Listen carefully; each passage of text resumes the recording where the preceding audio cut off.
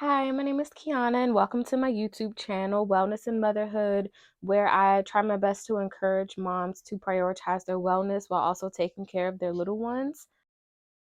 I discuss all things pertaining to health, wellness, disease prevention, mom tips, and tricks. Today, I will be discussing my top 10 tips for getting through the day with one baby. I have two now, so I haven't figured out how to manage two. But once we get into a nice little rhythm and routine, then I'll share with you guys my experience. But right now, I'll be talking about how I managed with my daughter. This one's only 2 weeks old, so tip number one is to meal plan. And moms, make sure you eat too. When my daughter was first born, I feel like I skipped so many meals in the beginning, just like I didn't have time to eat, trying to, because I cook a lot of stuff. I don't really eat packaged food or fast food. So if I'm not making it, then I'm pretty much not eating. And cooking takes a lot of time. And so in the beginning, I didn't have a plan for how to do that. So a lot of times I just didn't eat, but I got into a groove, and I found that just really prioritizing meal planning and meal prepping. So when I say meal planning, I sit down and I write down what do we plan to eat for the entire week. What I write my grocery list out, and I do this before I have to go grocery shopping. I write out my entire grocery list, all the ingredients I need to cook, everything that I need to cook, what days I plan on cooking these things. And then my meal prepping is when, after I go grocery shopping, I try my best to rinse all my fruit and vegetables and just organize things to make it easier for when I actually have to cook it. And then I cook food about 3 days out. So I'll make 3 days worth of, you know, typically just lunch and dinner. Breakfast, I usually just eat. I just cook it in that morning. I do a lot of omelets for breakfast, oatmeal, quick stuff.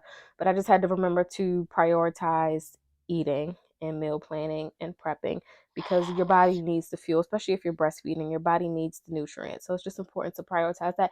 And it just, for me, it just made my life so much easier on the days that I plan and I prep. And I'm not perfect at it. So there are some times where I don't get to plan, and I just have to go to the grocery store and just figure out, grab some chicken, some rice, and, some stuff that I know I can mix some stuff up with. And it's usually a little bit more chaotic when I do it that way. We tend to waste a little bit more food when I do it that way. But when I actually sit down and plan, it's a good thing. Tip number two is to plan some more. Planning is just, oh gosh, I live for a routine. Like, um, yes, it's important to have, be able to have a little bit of spontaneity in your life, but with a newborn or a toddler, it can be really difficult, for me at least, to feel sane throughout the day without a plan and a structure on what my day is going to look like. Now, obviously, yes, newborns and toddlers, they're very unpredictable. So you can't plan everything like at 9 o'clock we're gonna do this and at 10 o'clock we're gonna do that. So what I like to do is like time block. I try to create like a rhythm for how the day is gonna go, and then I adjust it as I need to. So I do have a planner, and I pretty much write in. I have my yearly planner, and I write in key things, for the year. Then I do key things for the month, key things for the week. But then where I really shine, or what's really important, is my daily plan. I really like to know, what am I doing tomorrow, this day. So I'll sit down and I'll write, wake up, eat breakfast, go for a walk, read a book, to my daughter. Like, it might not have specific times because she might not wake up at the same time every day, but I have pretty much a structure on how, okay, so after we read our book, we're going to go do some laundry. After we do some laundry, we're going to go get a snack. So we just have like a rhythm. And if I look at the time and I'm like, okay, well, we might not, laundry took a little bit longer than I expected. We're not probably going to not make it outside today or something like that. Then I can just rearrange things as I need to. It's not a strict schedule. It just gives me a guide, so I have an idea. So I'm not just like, oh, what do I need to do today? Like, I have a plan. And then I try to do priorities for the week. So when I do my weekly plan, I write out 3 things that I want to accomplish. I used to try to do more than that, but it was just not great. And then I would end up feeling defeated because I didn't get a chance to do the things that I needed to do. So I'm like, I'm just going to pick 3 things per week, and that's what I'm going to focus on. If I can do more, then I'll do more. But if not, then I still feel good that I got done my 3 priorities. Tip number 3 is to use timers. I've actually got this from somebody on YouTube. I don't remember who, but it's been like a game changer, because sometimes there's just so much that needs to be done. Like I said, I cook a lot, so we have a lot of dishes. We have a lot of laundry.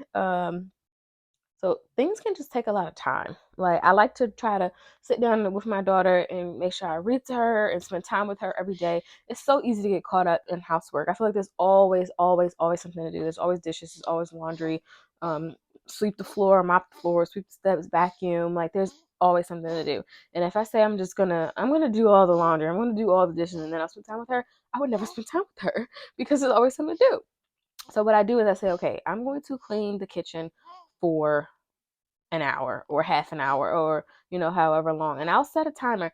And the person I got the timer tip from on YouTube basically said something about like that competition in you, like you feel like you're competing with a timer, it makes you move a little faster.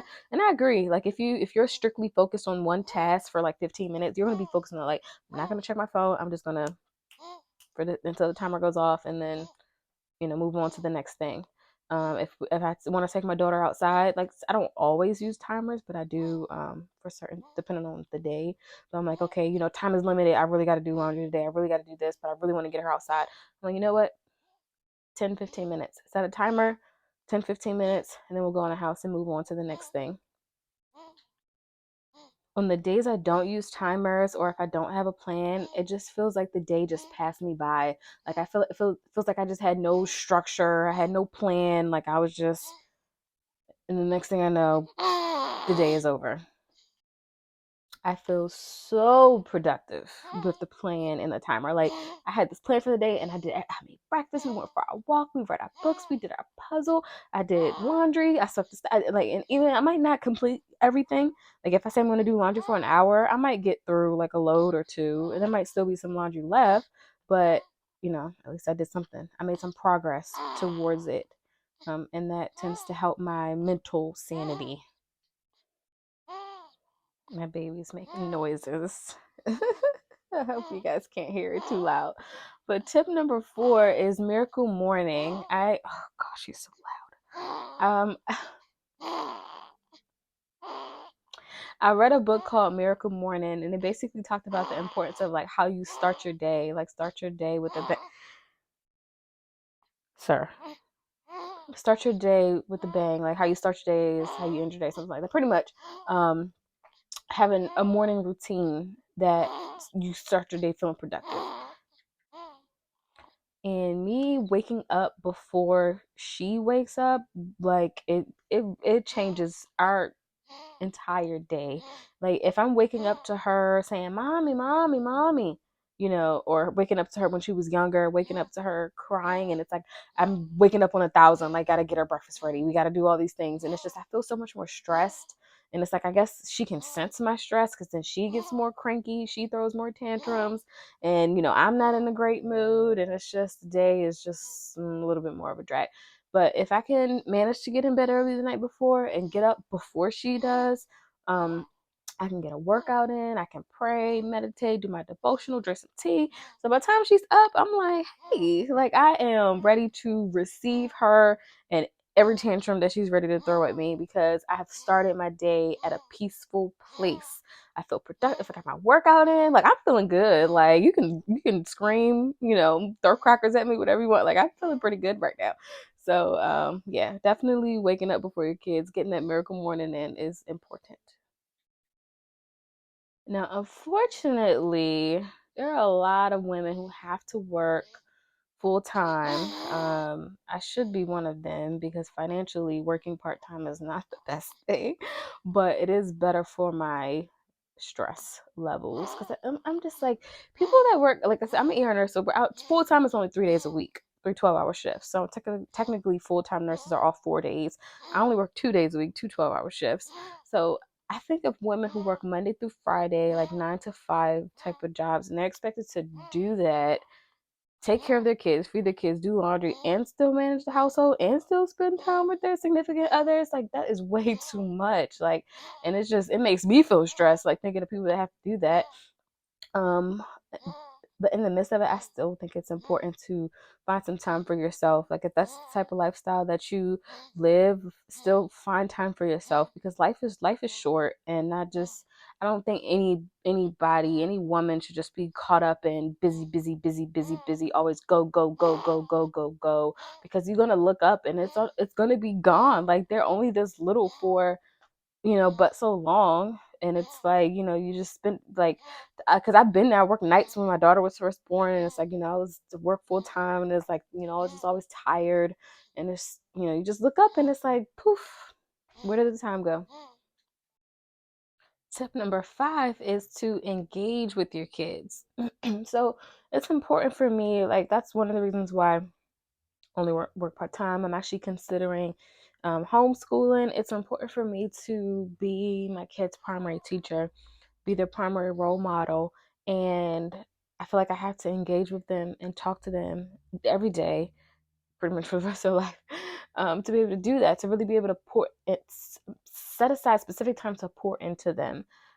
Even though she's young, like I find myself sometimes just getting away with housework and everything that needs to be done around the house. Like I said, there's always something to do. And then I get to the end of the day and I feel kind of guilty that I didn't spend as much time with her as I would have liked. So I just have to put it on the calendar, put it on the schedule to engage with her. So whether that's sitting down, reading a book with her, asking her what she wants to do, letting her bring me whatever blocks or puzzles, whatever she's interested in. And then just being fully present with her, talking to her. Um, I feel like it's going to be important for her development. It's important for my mental health. Like I said, I just feel that mom guilt when I don't spend the time with her that I would like to. Even just being around the house, just including her in what I'm doing. She helps me with laundry. She helps me do the dishes. She empties the dishwasher. She knows where pretty much everything that's on her level, she knows where it goes. It's the cutest thing ever. And then she likes to actually help me do the dishes. She has this little step stool. She's like, "Mommy, step, step," and she wants to step up and help me actually wash the dishes. When I cook, I let her help me wash different things, or she'll, hand me. I let her put sausage in the pan the other day. When she was little like this, I would wear her around the house. So this is as much engagement as you can get. How much closer can you be?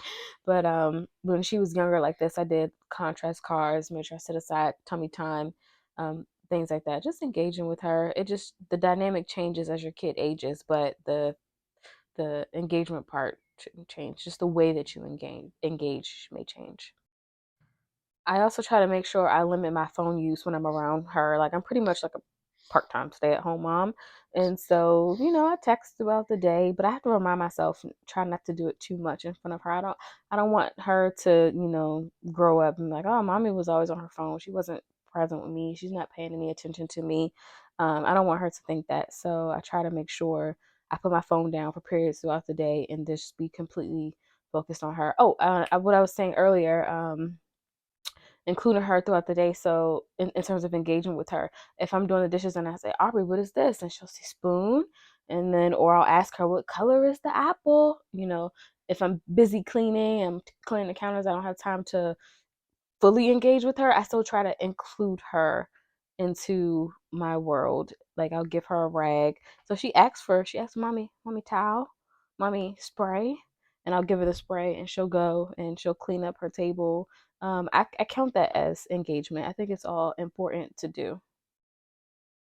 Tip number 6 is to get outside, especially if you're a stay-at-home mom or even a part-time stay-at-home mom, because it's easy to just stay in the house all day. But it's important to, excuse me, get outside, go for a walk, take them to a park, get them around other people, other children. So we'll go to the library. Sometimes we'll go visit a family member. I've hopped on a train with her and, taking her, down to see family. Um, just getting your kids out of the house just so that they're just not so sheltered in the box of these four walls. I take her to the grocery store with me. So it can be a little bit of a hassle, grocery shopping with a kid, but I do think it's important to get them out into the real world. So I even let her help me. Like she picks up green beans, she likes to put stuff in the cart. It was easier when she was this age because I could just put her in a carrier, put her in a stroller, and she was fine. But now that she's a toddler, she wants to do everything, and she sees stuff and she wants it. "Mommy, yogurt!" And she wants to open it in the store. She's gotten so many free bananas from Whole Foods. Like I told them, like, she eat a banana, and they're just like, whatever, and they let her have it. But yeah, I think it's important to get them out, even if it inconveniences us as the parents. Like sometimes, kids, they make a mess. They can do things kind of slow. And it can be easy to just hurry up and get it done. But I think it's really important for their development that you include them and be patient with them and allow them to help and to participate and feel, accomplished.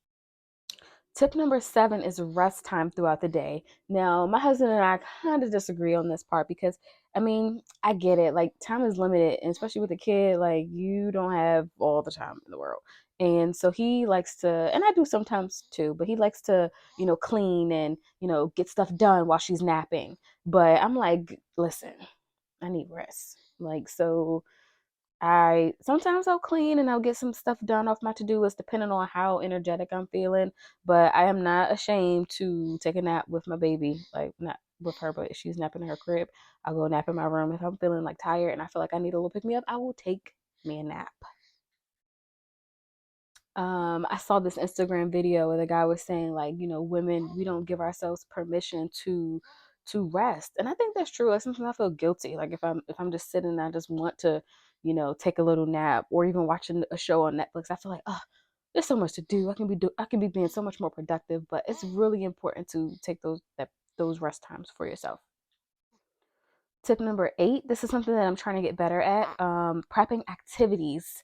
This is more specific to toddlers, or I guess infants too. Just planning things that you're going to do with them. But she likes messy stuff. So, like a lot of sensory play, water play, painting, Play Doh, that kind of stuff. And I feel like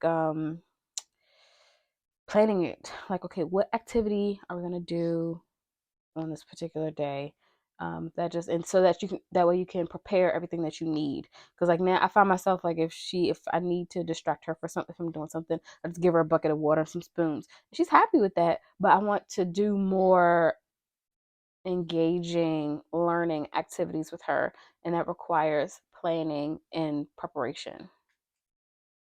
Tip number 9 is to get in bed early. Oh my God, I'm still working on this. It's so hard because it's like after being with a child all day long, you finally put them to bed. You want a little bit of time to yourself.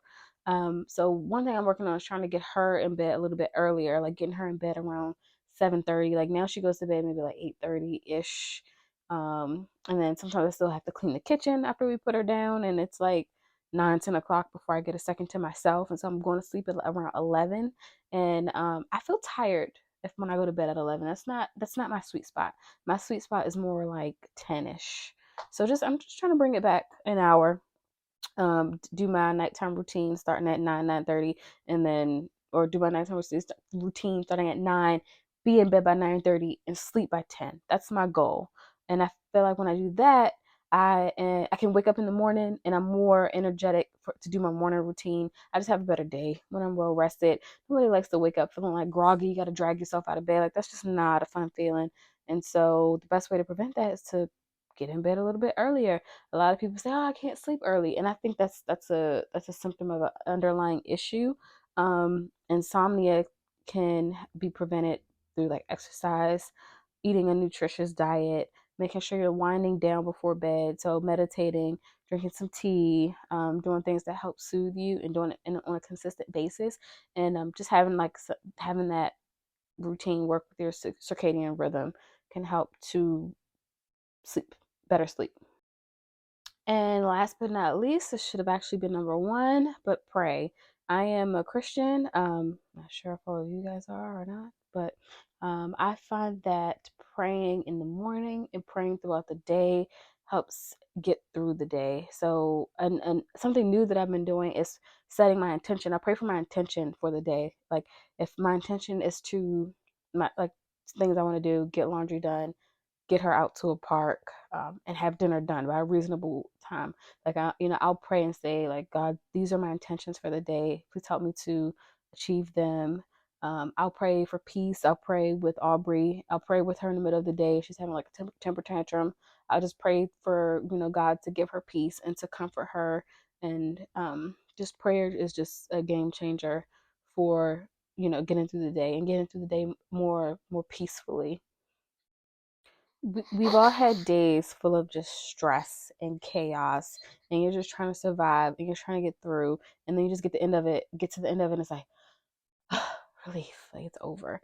But I don't want to, live my life just trying to get through, like, oh, it's over, oh, it's over. Because next thing you know, life's going to be over. So I want to enjoy every step of the way. So I try to think and pray, like, how can I enjoy the everyday life? Like, yeah, everybody loves a vacation or break, to go out, dinner, movie, yada, yada, yada. But how can I find more joy doing dishes? How can I find more joy in doing the laundry? How can I find more joy in things that I do every day? Because essentially, these are things that I do every day. So it's like, I don't want to go through every day of my life waiting to finish what I'm doing. Like that, no. I am not perfect at any of these tips, but when I do them and I do them well, it is a game changer for me and for her. And so I'm just, trying my best to be more consistent with them. I hope that you find these tips helpful. If you do, please feel free to comment down below. And you can also like and subscribe to my channel for more content on mom life and wellness topics. And I'm going to say bye bye. Baby's still sleeping.